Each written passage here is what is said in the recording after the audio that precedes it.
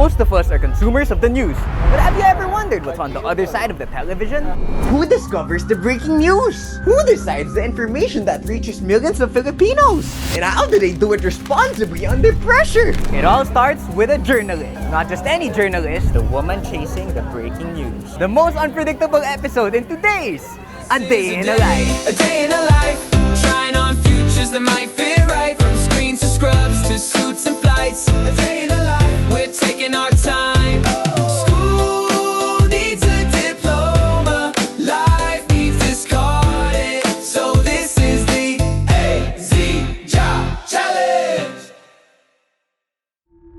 Meet our journalist, Miss Liza Aquino. And in the middle of reaching out to her, my mom realized this. Apparently, nag-meet na pala kami. We just didn't notice. But before the video starts, I need your help. A subscribe would really be appreciated. We went all the way to ABS-CBN, chased breaking news, so your subscribe would really be appreciated. Okay, back to the video. Hello everyone, we're currently in the process of producing the video. And after reading the comments on my previous video, a lot of professions kept coming up. But one stood out the most, the journalist. But let's first understand what a journalist does. Journalists do more than report news. They investigate, verify information, and tell stories that help people understand what's happening around them. And because news can happen anytime, no 2 days are ever the same. And today, we're going to be spending a journalist's A Day in a Life.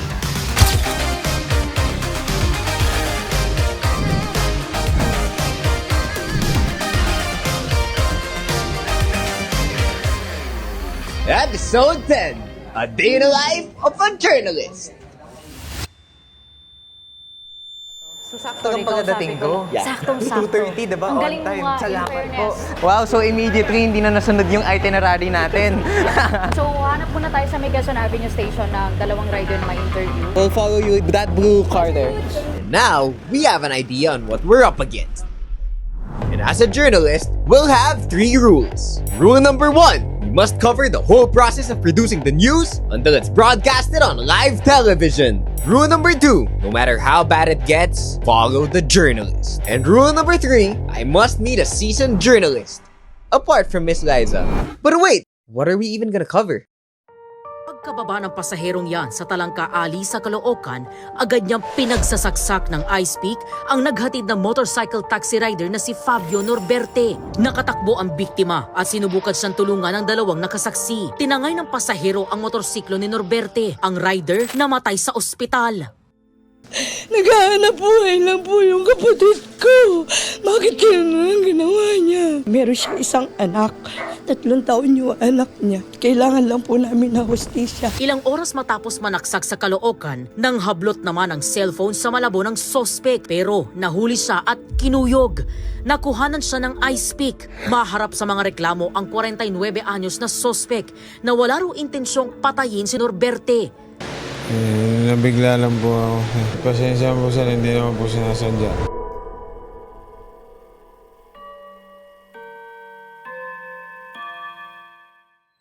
Yung victim kasi is a moving rider. A rider doing his normal daily routine. So, syempre nakakatakot siya sa mga normal riders. Kaya natin na-interview ngayon. Hi, ano pangalan natin, sir?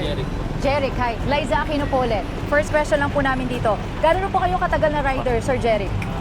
Ang curious. 1 year. Salamat po sa inyo, sir. Ending record po ako. Thank you. Sir, may question lang po ako. Ano po update ninyo? Bahala po, bahala. As in, bahala ka na. Ilang taon ka na, Sir Jeric? 8 po.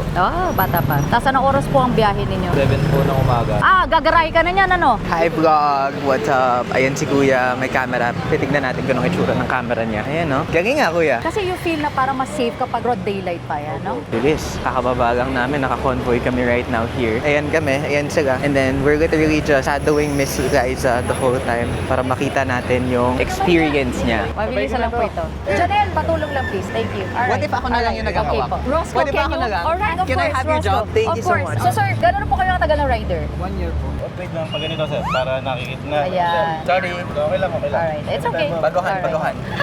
Nice, ang dami na nila pinusok. Oo nga, ang dami na nila. Mga kapamilya! Joy rides na lahat. Sir John, thank you so much for your time. Sir Jerry, thank you. Ingat po kayo lagi sa biyahe ninyo. Bye po. Thank you. Sir Sir, dyan, saan ka nakatira? So, ang nangyayari ngayon, pinakilala ko Sir Huge siya yun. Siya ang desk editor ko. Basically, siya yung manager ko sa office. Siya ang magsasabi sa lahat ng platform, TV Patrol, ANC, o si Liza nakapag-interview na. Ngayon, magsisend ako nung interview sa kanya. So, sir, for hub, please. Diretso na yan sa newsroom. Yan ang gagamitin for interview natin kasi mabilisan ang patrol. May 2 hours ako para pumunta ng Caloocan. Ma-encourage ang family na payagan tayo for live. Ma-produce yung buong story mamaya for TV Patrol. Top story tayo sa patrol ngayon. Okay, ayos. So, mauuna tayo. Kailangan nandun na tayo. Sinend ko sa'yo yung location. Alright. Thank you guys so much. Kita tayo doon yung location. Sinend ko na. Yes po. And now we're gonna go sa Caloocan para ma-meet yung family. Lapit naman ang Caloocan. Actually, pag-check ko sa mapa, 18 minutes. Oo. So sabi ko, sa Caloocan siya pinatay. So yung motor nanakaw. Tapos, ang ginawa ng lalaki, sa Malabon, nang hold up siya at same hour. I have a question though. Usually, ba, let's say, di ba may napatay, may nanakaw. Anong pang point gawin yun if makukurid na naman sila eventually? They feel na hindi eh. Alam mo yon, parang... Oops, sorry, we need to move. Baka lang nakaano tayo. Pasensya na po, sis, lang po. Sige lang po. Sanay na ako. Asa motherly instinct. Baliktad nga eh. Dapat ikaw na sa right side. Eh. As a well-raised child I ng love that. nanay. I love that. I love that. Ako, dapat ganyan lahat ng mga lalaki. Chivalry is dead, sabi nila. Here right now, sa location. Hello po. Hello. Hello. Hi, everyone. Kami politika na dito. Okay. Oh, yun na pala. Pahiram ng mic. Sige Mike. Yes, nandyan na. Sir, magandang hapon po. Liza Aquino po, reporter ng ABS-CBN, sir. Mabilisan lang po, sir. Ito, question lang po namin. Ano po ang napag-usapan po ninyo ng mga kaanak po doon, sir? Salamat po ito dahil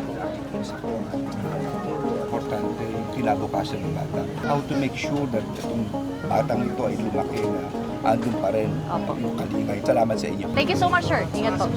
Roscoe, can you get that audio? Yes, I will send. I-drop ko po sa'yo once na pabalik na tayo. Or now na. Kaya mo ba siya i-airdrop ngayon? Yeah. Ganun siya kabilisan eh, sorry. Oh my God, you guys saved me. Ito na to, mabilisan na, snappy, right? Bigla magugulat ka, Benhur Avalos is here. So, syempre, as part of being a journalist, kaya mo ba siyang hugutin for a soundbite? Talagang number 1 na kailangan mo is makapal na mukha.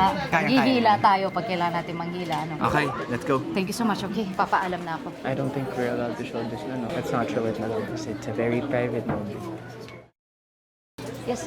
Roscoe, sama ka. Pwede po pumasok? Okay lang may video? Team po, Limang Liza. Yes po. Okay lang po? Okay lang po. Kikiramay po kanina doon sa inyo. Magpapaalam lang po ako, ma'am. Mga ma'am, magla-live po kasi ako sa TV Patrol. We'll make sure na hindi po ako makapagulo. We'll give the respect that he deserves. Excuse me lang po, mama. Balik po ako ulit, ma'am. Grabe, no? Sir, okay na tayo. Ang gusto ko malaman, sino pa ang mga Bumisita. So, ano ginagawa mo po ngayon? coordinating with my desk editor. Sabi ko na interview natin si Benhur, giving a gist ng anong sinabi niya para may idea yung TV Patrol kung ilalagay pa ba. Right. Pero kasi rule of ano dyan is prominent kang tao eh. Nandito ka. So ang gulo siya. Mahalagang elemento siya. Magandang hapon po. Liza Aquino po, reporter ng ABS-CBN. Malinaw pa sa kinabukasan ko order ninyo. Ang galing guys. Thank you so much. So meron na akong script actually dito. Pwede na tayo mag-live ngayon. Ayoko rin sa sulat. Gusto ko lang bigyan nyo lang ako ng mic. Usapan ngayon. Pumunta sa pakikiramay dito sa TNBS rider. Tinaksak noong Martes sa madaling araw sa Caloocan. Nandito ngayon ang mga magulang niya. Ibang mga kamag-anak. Pero bukod pa nga sa mga kamag-anak, dumating na rin dito. Ayon sa mga matataas opisyal ng pamalaan, Benhur Avalos dumating dito pasado alas 3 ng hapon. Nakausap siya ng ABS-CBN News ayon sa kanya. Ito na. Dire-diretso na. Ito na. Back to you, Karen. Ganun. Ganun siya. Question and answer portion. Number 1 rule naman talaga kapag reporter ka, makabisado mo yung storya. So, interview lang ako ngayon Sige sa po, labas. sasundan lang kita. And after a while, we went in to interview the family. Ma'am, una po nakikirami po kami sa nangyari po kay Sir Fabio. Kung i-describe niyo po si Sir Fabio, inyong pong anak, paano po siya nung mga nabubuhay pa po siya? Mabait siya. Wala akong sabi sa kanya. Walang sabi yung mga kaibigan niya. Umiiyak sila. Gigil na gigil. May question po ako. Nakausap niyo na po ba yung pumatay sa anak niyo? Kung bibigyan po kayo ng pagkakataon ngayon, ano pong gusto niyo sabihin sa kanya? Ayun kasi narinig ko yung interview ng TV5. Sagot niya, pasensya na, hindi ko sinasadya. Galit na galit po ako ng ganun na kung nalaman lang ng anak ko na ganun pala mangyayari, kinakuha niya na yun, kinansil niya na yun. Kaya doon sa gumawa na yan, ikaw lang na isang tao ka kumitin sa buhay ng anak ko. Gusto ko, yung tinarak niya sa anak ko, yun yung itatarak sa kanya.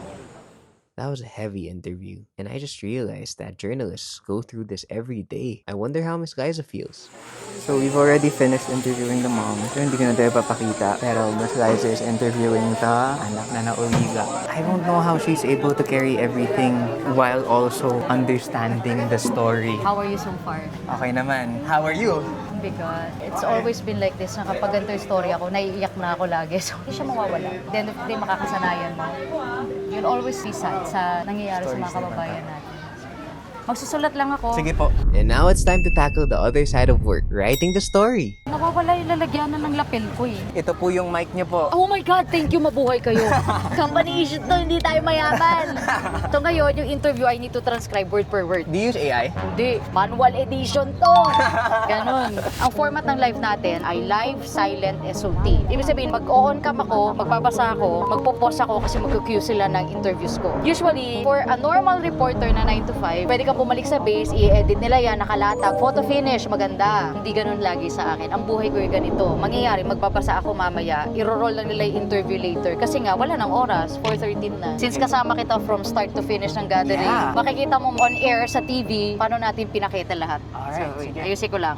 Sige po. We were just watching Miss Liza while she was writing her script, pero napakwento siya. And I think if you're an aspiring journalist, here's a good insight. Example ako, di ba nag-interview ko, nakita nyo, napaka-highly sensitive nung storya. As a journalist, hindi ko kinakahiya na malambot ang puso ko dito because yun yung drive ko sa kung paano ko isusulat yung storya. Whenever ikaw gagawa ka ng storya mo as well. Pag may na-interview ka, especially ordinary people na hindi naman trained sa industry natin, I try my best na tutulungan ko na sila na hindi tayo maglalagay na ng mga nasabi nila na alam mong malalagay natin sila sa alanganin. But that's me. Yun ang paraan ko as a journalist kasi crime ako eh. Hindi naman ako Senado, Kongreso, di ba? Kebs na tayo sa mga sasabihin nila, okay lang, huwag niyo tanggalin to. Public servant sila, dapat kayanin nila ang mga batikos ng tao because we're expecting so much from them because taxpayers' money nagpapasweldo. But for people like them na lumalaban ng tama, bigyan natin sila ng tamang respeto, dignidad when we do our stories. So yun lang ang reminder ko talaga sa mga journalists. Yes po. You are a I am a journalist today. You are. No, I you am. are. As a content creator, you are a journalist. So, that's our responsibility to make sure na pag nilabas natin siya, may mapupulot na maganda yung mga tao. Lagi dapat may goal. Bakit mo siya ibabalita? So, yun. Susulat na ako. Sige po, go. Rock it. Dito tayo kay Kuya. Ano po comments mo po? Kamusta ka naman? Kayo ang kakamustahin ko kasi ganitong routine sa amin. Lalakad sa init, pawisan, lakad ng gabi. Siyempre, meron kaming target oras na makapag-upload ng mga material sa opisina. Ako, nararamdaman ko yung pagod. Pero at the same time, ginusto ko to eh. Gusto ko na challenge ako eh. Di ko lang alam sa mga to. Pagod na tong mga cameramen ko. Tatanungan natin sila. So, how are you feeling? Feeling tired, bro. Pero nakastart lang natin mga 2 p.m. Kama yung difference ng buhay ng influencer and ng journalist. Maybe tiring, but it's a good realization. Parang hero's job mo. They're helping those people who doesn't have to voice out, diba? And now that we're experiencing this, we're seeing the clear difference between an influencer and a journalist. From my point of view, it's not easy, So, ano thoughts mo po na napapakita natin to? Super thank you. Ilang taon ko naman ito ginagawa? 15 na. Hindi kasi usually nabibigyan ng pagkakataon na maging content, what goes on talaga. May mga behind the scenes lang, yun lang kung paano kami nagre-report. Pero yung buong gathering, yung effort, hindi naman talaga siya naha-highlight. Although, syempre, hindi naman yun ang gusto namin as a journalist, right? Gusto namin magbalita. Pero thank you guys for the opportunity na ma-highlight on how we do things. I hope we can encourage more people to choose this profession kasi kailangan natin ng mga journalists ngayon. Panahon na ng misinformation and disinformation. Kaya namin to ginagawa kasi gusto namin bigyan ng justice, ipakita yung hirap ng profession thank so you that so people much. will see yung hirap and efforts ng mga tao just to provide information. And may I just say, ang ganda rin na nakita ko to, how you guys do it. Hindi pala siya biro. May team behind it. Nagulat din ako. So, nakita ko rin yung other side of it kasi there are other people that are saying, yung sabi, vlogger lang eh. Meron akong newfound, mas malam na respect sa profession mo kasi ang hirap. Brainstorming, coordination, How about yung ikaw. pag-reach out sa'yo po? Oo, ang haba ng proseso natin. Just go For context, in-email talaga namin. We went through the whole process Sobra. para makapag-coordinate. Actually, sana lahat ng content creators katulad mo. You're very proper, very disciplined. Lahat ng tao may roles. Hindi kayo punta dito na bara-bara. May plano sila guys, naka-ready talaga. Parang full production. So, thank you. That means a lot po. Coming Pwede from ka a na journalist. Kinalayo na agad. Ang galing ng content talaga ako. Sobrang 5-star review guys. So, follow nyo na siya. Ay, agam ko na. Like and Mag-subscribe kayo! And now, the moment we have all been waiting for it's time to do the reporting. As you can see, ayan na, nag-live na si Miss Liza. We're gonna watch her do the live real time. Hello po! Hi po, Roscoe. Nice to meet you. Ang ating pong TV5 reporter and former patrol ng Pilipino intern. Galing ako ABS. Bago pa lang ako fresh grad. Fresh grad, tas reporter na. Pwede po ba mag-photobomb ang TV5 sa ABS-CBN? Para mag-trending. News reporter, sabay nag-live. Ayun na, nagsastart na si Miss Liza. Ito yung first news na makikita nyo sa TV Patrol. Live mula sa Quezon City, nagpapatrol, Liza Aquino. Liza? Alvin, makita mo sa akin likuran ngayon, no, yung bahay mismo ng biktima. Ito yung pinaslang na TNVS driver na si Fabio Norberte Jr. Nakausap natin ang magulang. Galit na galit po ako. Ganun na sagot niya. Gusto ko, yung tinarak niya sa anak ko, yun yung itatarak sa kanya. Gumaan naman kahit papaano ang damdamin ng mga kaanak ng biktima nang bumisita at nakiramay ang mga kaibigan at iba pang kaanak ni Fabio. Bumisita rin dito kanina si Cabinet Secretary Benhur Abalos na nagpaabot ng pakikiramay at suporta mula mismo sa Office of the President. Aminado naman ang ilang TNVS riders na nangangamba rin sila sa kanilang kaligtasan at gumagawa ng paraan ngayon para maiwasan na malagay sila sa alanganin. Doble ingat talaga, lalo na paggabi sa mga iskinita, ganyan. July 26, inaasahang ililibing si Fabio. Pero inaalam pa nila kung saan nila ililibing si Fabio. So we'll know soon dito sa mga pamilya, Alvin. Maraming salamat, Liza Aquino. All good? Wrap na ba yan? Thank you so much. That was the live reporting. That was the live reporting. But now, dadaan ako sa family. Makaabot lang ako ng kaunting tulong, which I always do. Hello, Miss Liza. Good job. Medyo mainit pa ngayon kasi nag-wrap up pa yung mga news anchors natin. Makikita natin yung mga season natin na journalist. So baka makomplete natin yung challenge. Let's go! And now that we're done with breaking news, it's time to go on a tour with ABS-CBN. Let's go, Roscoe University students. Alright. Thank you, Sir Angelo. Okay, let's go, let's go. Oh my God, first time ko sa Nandito ka ba? ABS. Hey, Sir Tony! Oh my God, Sir Tony Velasquez. So si Sir po ang anchor for The World Tonight. He also anchors TV Patrol occasionally.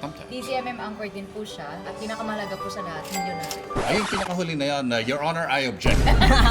Bye-bye, nice meeting you. Sige po. And after a while, Miss Liza had to leave. So she left us with Sir Anjo for the rest of the tour. Papasa na yung boga kay Sir Anjo, no? Have the floor. Okay, thank you po, Miss Liza. Sir Anjo, magpakilala ka naman. Hi, I'm Anjo Bagawisan. I'm a deputy editor for our digital platform. But I also go on cam and do content. Sometimes report because I was a reporter for mga matagal na rin. This is the ABS-CBN newsroom. Pahupa na yung gulo. Wrapping The up na last po, no? 20 minutes of TV Patrol. So all of the stories that come in, dito dumadaan, all of the live feeds. So dito kayo nakikita kanina. May mga iba-iba tayong platforms na tinatawag dito sa news. There's TV Patrol, ANC, and of course, medyo malaki yung reach is digital. Hindi lang everyone na nandito. There are a lot more people either at home or nakauwi na, and of course in the field. Ito yung tinatawag namin na Media Management Room, MMR. Yung mga nire-record ng cameras natin. Dito sila ini-ingest so that everyone can have access to those videos, including yung editing. So nakikita nyo, nakamonitor din kami sa ibang news channel. Medyo humupa na ito kasi halos na-edit na lahat ng mga pieces. We're at the last body of TV Patrol. So everyone's just like preparing videos for sa social media. So this is the control room of TV Patrol. And they're ready for the next body. Naka-ready sila. So here, executive producer basically decides what items come next or if there are any changes, babaguhin siya. So by this time, nasulat na lahat, naka-ready na. Except for the rare times na there's suddenly some breaking news na hahabol. And then the AP has to decide, papasok ba natin? And then somebody has to write that story. Consequence nga lang is there will be stories na mawala. AP has to make that final say. But now, mukhang normal lang. This is the last body of TV Patrol. Sige, let's try do sa kabilang end ng newsroom. So, magchichika tayo ng producer. Sige, go. Oh, Mariel, pwede ko ba kayo abalahin? Can we do a quick interview? This is Roscoe. Tinamahan niya si Liza kanina. Okay. Oh, so ano po role mo po dito? I'm one of the senior producers of all the editions of Patrol. Express, Weekend, the TV Patrol Mail. Thank you po. I respect I your hope profession I- so much po. Thank you. I help you. Yeah, of course. Ito naman yung social media team natin. Yung mga bagets yan, mga pwede namin ano yan. Sila yung writers natin. Dito sa writers, story producers natin for TV Patrol. In a way, sila yung parang first responders natin. First out na lahat. Here's where they come out. I'm sure ma-recognize na naman ni Miss I Badette. think, I don't know. Nakilala ko na siya before. Si Miss B, kinover niya yung story ng Chinito Walkers. Kaya ako yung extra. So right now, we hope to have a chance to talk to our seasoned journalist Naantay lang natin. Sila ma'am, si Rosco. Rosco! Kumusta ang ikot nyo? Okay naman po. Nice to see you. Nice to see you po. I love what you're doing po. More power. Yes po. Hoping to make a video with you soon. Oo, ano yung game mo? Yes po. Congrats, More power rin po You sa'yo. see the power for good. Yes Galing-galing. po. Thank you po. Thank you po. Take care. Sige po. Bye-bye. So nice to see you. Thank you. Bye-bye. Success! Go head out na rin. So una natin gagawin, meron tayong Roscoe University Community Shoutout. Meron tayong community dito, ayan, just shoutout natin sila. Sana matagungan natin sila. Okay, now that we're done with letter J, baka meron kayong suggestions for letter K. Konduktor. Kagawad. Karinderya? Cargador. K-pop.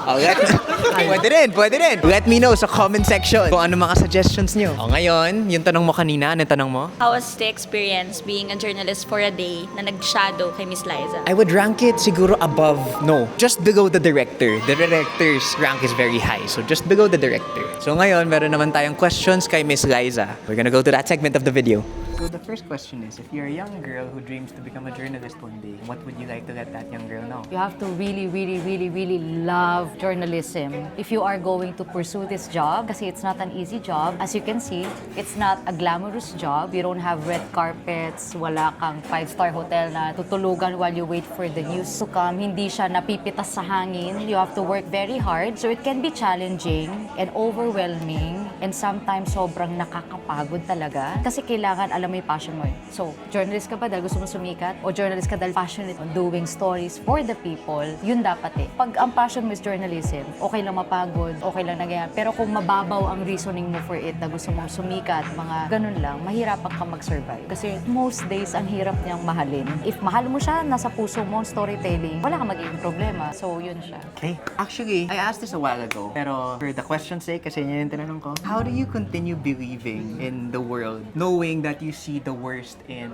people? Thank you for that wonderful question. Hindi, really. Kasi alam mo bakit? The good thing about this job is you see these people doing this action. Mga heinous crimes, the worst in people. And at the same time, I don't know if napansin mo, when we were there sa Burol, maraming strangers na punta, nakiramay, nagbigay ng tulong. You get to see both sides of the world. May nakita kang masamang nangyari, nakikita mo anong reaction ng mga tao doon. May mga iilang tao na tutulong pa rin. Kahit walang-wala na silang pera, they'll give because they feel na mas deserve nung naagrabyado ngayon. And that's what I like about our country, ang mga Pilipino. Likas na mababait po talaga tayo. And I'm a testament to that. Nakita ko yan sa lahat ng mga storya na nabubuko. May isa akong storya, yung Gas and Run. Yung, wait, akin pinicture ko yun. Akin yun. Totoo? Oo. Yung Innova? Yes. Oo. Exclusive story for Patrol. So, sa akin story yun. Scoop ko siya for Patrol. Ang nangyari is, sinarge siya gasoline boy. Yes. Yung ginawa nung Innova, yung tinakasan niya yung ano. And then, right 5,000, after right? umere, kabisado mo. Opo, I really watched it. nanonood Good ako job. news. Tapos after nun, right after honest to goodness, ang dami ko natanggap na message from random people sa Instagram, sa Facebook, ano yung Gcash, huwag mo sabihin ako nagpadala. And then I think we were able to give them 25,000, 30. Ang dami nagbigay ng pera, nag-chip in to help. And then nagpasalamat yung asawa kasi may anak sila. So nagpa-thank you siya. So you see both sides. So hindi ako mawawala ng pag-asa. Merong pag-asa tayong bansa. Okay. So yeah. Next question po. With me being a content creator and you being a journalist po, what can you teach me po knowing that influencers and journalists sort of carry a similar responsibility? Actually, totoo yun. Parang we're in the same family, technically. Nasa isang family tayo ng broadcast and storytelling. So, it just so happen na mas matanda ako kasi mas matagal na sa mundo ang mga journalists, right? And content creators, kamakailan lang nung the rise of the digital age. So, technically, parang younger sibling ko kayo. Correct. Right?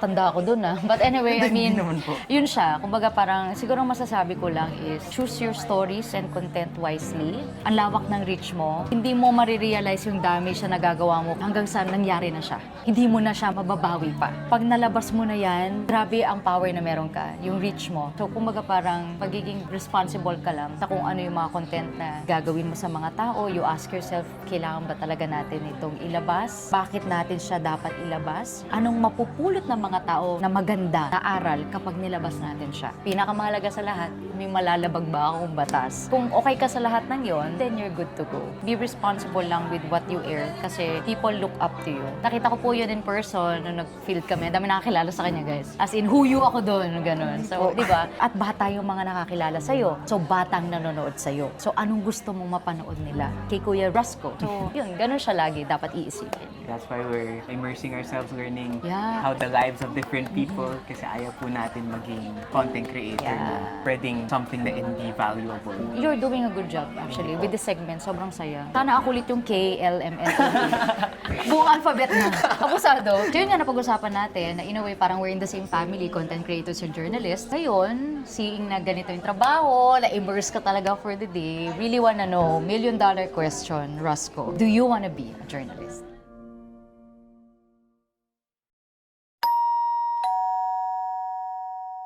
Welcome back to the office of Fate Rasco, the place where you'll decide the profession you'll pursue. You chose to become a journalist, but what you didn't expect was the amount of uncertainty this job brings. And now that you've spent the day with Miss Liza, is it for you? That was a new perspective on information. Kasi think about it, Miss Liza moved so quickly today. Yet she was able to do yung newscasting niya, provide information, gawin yung script in the most responsible way. And she does that every day. Meaning, she is responsible for the perspective of millions of Filipinos every day? Wow! You can't do that if you don't love your work as much as she does. Kita mo naman how she was able to accomplish her work while still having meaningful conversations with me. And in the short amount of time na nabigay ko sa kanya with the limited questions, ang galing niyang sumagot. I guess that's something that develops over time as well. What would you expect? She's a journalist. Pero ang galing, ang galing. But if there's something that I could pick up from this episode, is that news never stops. Sa daming tao sa mundo, there's so much good and there's so much bad.